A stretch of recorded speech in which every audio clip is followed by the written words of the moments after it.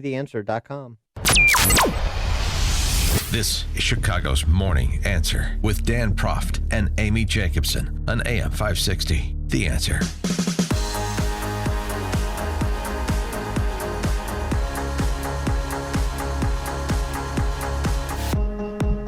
Good morning, Dan and Amy. So even before the Mueller report was released yesterday, you had the D.C. press corps losing its collective lunch over William Barr, the Attorney General, deciding to have a press conference. Democrats didn't like it, so of course their spokespeoples, like Joe Scarborough, didn't like it. Bill Barr yesterday irreparably ruined his reputation in the legal community, so saith Joe Scarborough. Here's a guy that served in Washington for 30 years, had the respect of Republic. He won't get his reputation back. It's shot. It's sullied the way he's handled himself over the past couple months. And it's so short-sighted. I always accuse Donald Trump of being a day trader. Well, this is being an hour trader, where he's so desperate to put his spin once again on this report that he knows what he's doing is wrong. He knows that attorney generals like, Loretta Lynch gets in trouble for just having a conversation with Bill Clinton for a couple of hours. He has turned over an entire report to the White House and let them prepare their rebuttal before the American people who paid for this report. Well, here's the thing get to see it first, before the oversight committees in Congress, who have a constitutional duty to review it, have had a chance to see it. And the thing is, it's not like he's going to change the facts. This time tomorrow, after everybody's read it, he's just going. He's just going to be discredited, essentially. How bad is it? How bad is what Bill Barr did? I mean, even though, as Rich Lowry pointed out at National Review, wow, the Mueller report has exactly what Bill Barr said it was going to have. I know. I didn't think he inserted his opinion at all, but there's it's a staggering partisan effort to spin the public's view. No, it wasn't. Joe Scarborough compared Bill Barr to Roy Cohn. That's how unhinged Scarborough is. And he continued, now we're going to have to completely rethink how we select attorney generals in this country. It's so interesting, and I think Barr may be the person ultimately responsible for a change in how we select our attorney generals, because we've seen the breaching of constitutional norms for the past 2.5 years. We've seen the breaching of political norms, and it seems bizarre at this point that a president should be able to select their own attorney general, who can decide how the investigations are run against them, who can decide which political enemies get prosecuted, who can decide which political allies don't get prosecuted. But enough about Loretta Lynch. Can decide what corporations don't get prosecuted. I mean, the fact that, Donald Trump has shown us actually a flaw, a significant flaw in our constitutional system of checks and balances.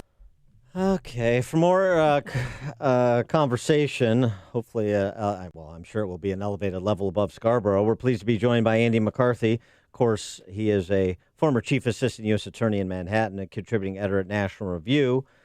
Andy, thanks so much for joining us. Appreciate it. My pleasure. Before we get to the Mueller report and your reviews, what about that? Do we need to change the way that attorney generals are nominated and confirmed? Oh, it's such idiocy. So we think if I have to choose between James Madison and Joe Scarborough, I hate to say this, but I'm going with Madison. No. Well, I mean, Madison's only the father of the Constitution. Joe Scarborough has a TV show, Andy. Yeah, I mean, the stupidity of this is just, it's staggering. So here's Barr, right? He tells you what the bottom line conclusions were of Mueller's report within 46 hours of getting his hands on it. And they said at the time, how could anybody have possibly done that? Now that we've seen the report, you could see how easy it was to do it, since everything is, as I predicted at the time. I don't agree with these lawyers on a lot of things, but they're very good legal writers, and they laid out a report that was very well organized, and within a few minutes you could figure out what the bottom line conclusions were. Obviously, it takes a long time to plow through the whole thing. Well, but yeah. within 46 hours, you had the bottom line conclusions, which they said was an inaccurate summary, notwithstanding that he never undertook to summarize it. He's like a sportscaster giving you the final score. He didn't tell you how the game played out, right? And then he tells you there are going to be minor redactions, but he wants to be as transparent as possible, and he wants to put out as much of the report as possible. And even though the president has essentially trusted him with the final determinations on things like asserting executive privilege, he wants to put out as much information as possible. And then you get the report, and it's barely redacted in the greater scheme of things. Yeah. Where you see the redactions, you know that they don't have anything to do with Trump and collusion. It's pretty clear from the context what they are and why they've been redacted. You're not hearing anything about the redactions now because nobody could conceivably have heartburn over them.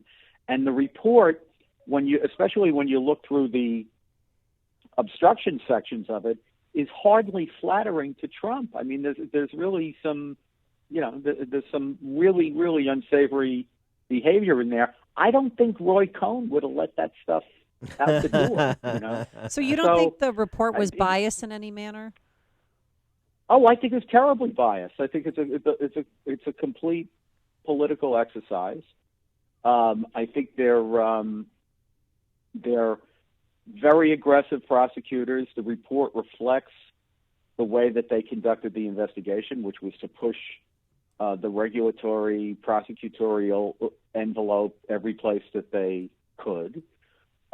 Their theory of obstruction, to me, is something that Democrats would be doing flip turns over in anger if the president were not named Donald Trump.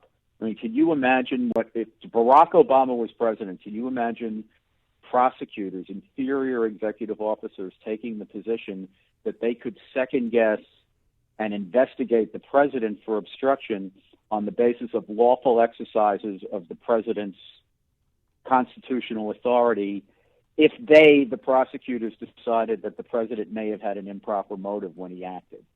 Can you imagine someone trying to pull that on Obama?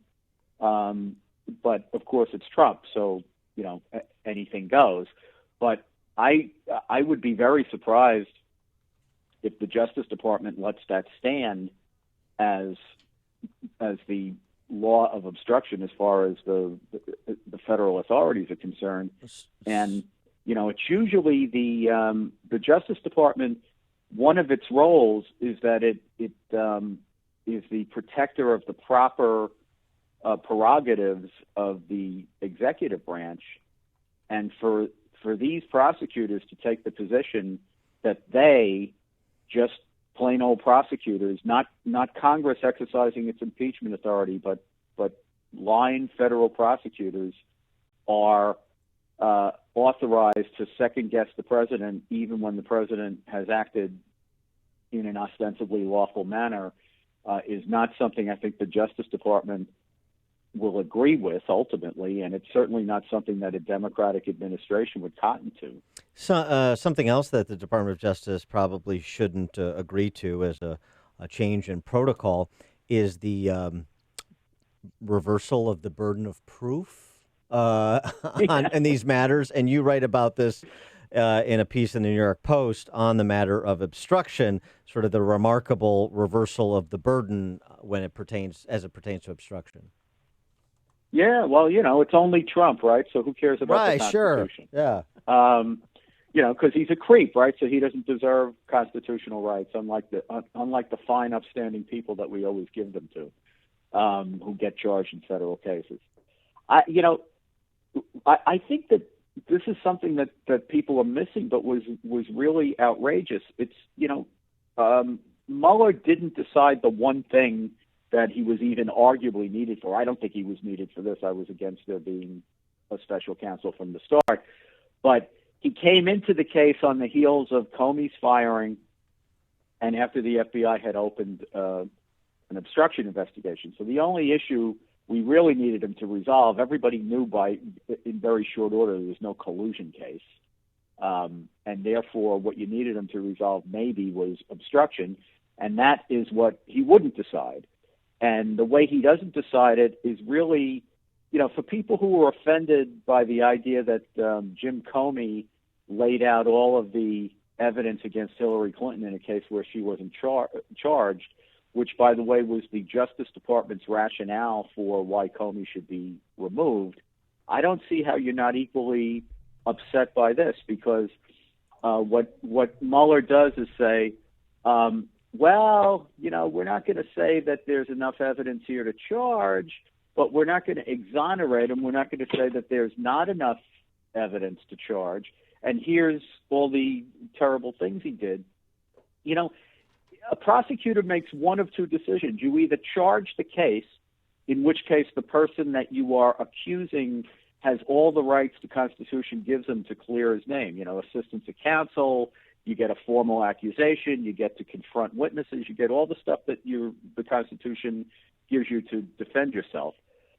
If you're not ready to charge, and you're the Justice Department, you shut up. You just don't say anything. You don't lay the evidence out, because the government's not supposed to speak till it's ready to indict formally. Otherwise, you don't speak.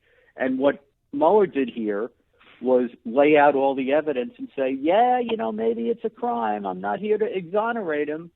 And the thing is, it's not President Trump's burden to establish his innocence of obstruction. It was Mueller's burden to prove obstruction beyond a reasonable doubt. If he couldn't do that, then he either shouldn't have laid all this out, or he should have flatly said, we looked at this and we elected not to charge. But all this business but we're not saying that he shouldn't be charged. Right. Well, exonerating him. Come on. So he's suggesting, though, that Congress should further investigate the obstruction claims, right? Well, yeah. So I actually, Amy, wrote a column in December of 2017, arguing that collusion's dead and it's now an obstruction investigation, which means it's an impeachment investigation. And the argument at the time, which I think holds up well, was that he's never, ever going to find a prosecutable impeachment case. But Congress doesn't need a prosecutable impeachment case, because a high crime and misdemeanor, an impeachable offense, does not have to be a penal offense. So here you have what Mueller has done is he's laid out all of the evidence. He says that he can't say it's not a violation of federal law, even though he won't say that it is. And now Congress gets the ball in its court, right? And it says, well, we have all this proof of awful stuff, and even the prosecutor says that this might be a felony violation of law. We don't even need a felony.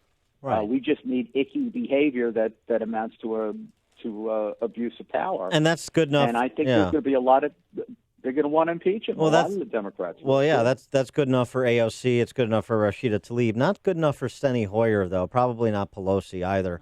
So it'll be interesting to see. Yeah, but Dan, yeah, go ahead. Dan, we've seen this dynamic with the Republicans, especially in the heyday of the Tea Party, right? So the grassroots of the party, especially in presidential cycles where they're so active, tend to be much more extreme than the mainstream of the party in Congress. And I think what you're going to have is the Democratic base wants Trump impeached. The presidential candidates, all 20 of them, are all going to know that. Right. As soon as one or two of them says, yeah, that's right, we have to impeach Trump, that's going to put a lot of pressure on the rest of them to go there. I mean, look, I saw Amy Klobuchar get interviewed by Bret Baier, and it was clear to me that she thought that the Green New Deal was the loopiest thing in the history of things. And yet she said she supported it. And when Bret went through, like, point by point, do you agree with this? Do you agree with this? She said, no, that's wrong. That's stupid. That's wrong. But she said, but I'm all for it. So I know. I hear you. These guys even these guys who think impeachment's a dumb idea, they're going to go there. What about the other thing, too, is now President Trump may move on and want to just focus on governing, and that's probably a good idea. But that doesn't mean that we move on from 2016 with respect to the Department of Justice, because you still have a DOJ Inspector General report coming. And right. Even if the political there was a political desire with respect to congressional Republicans to move on and close the book on 2016. Speaking of the base doesn't want it, and Justice may demand that you go back and look at what Justice did, who unmasked Flynn, what Obama cabinet officers were doing, and the like.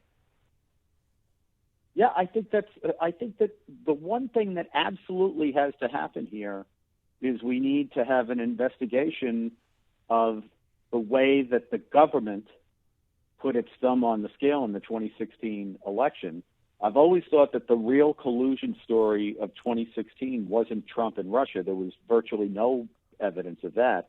The real 2016 collusion story is the manner in which the Obama administration put the intelligence agencies and law enforcement agencies of government in the service of the Clinton campaign, both to get her out from under a very daunting case against her, and then to invent this case against Trump based largely, not exclusively, but largely on opposition research from the Clinton campaign based on uncorroborated, unidentified sources, which may very well, for all we know, be a Russian disinformation operation that the Hillary Clinton campaign managed to channel into our intelligence agencies. That's pretty serious business, and I think at the very least it's got to be looked at hard. And the beat will go on. Andy McCarthy, former Chief Assistant U.S. Attorney in Manhattan, contributing editor at National Review. Check out his piece on Mueller at the at New York Post, nypost.com as well. Andy, thanks as always for joining us. Appreciate it.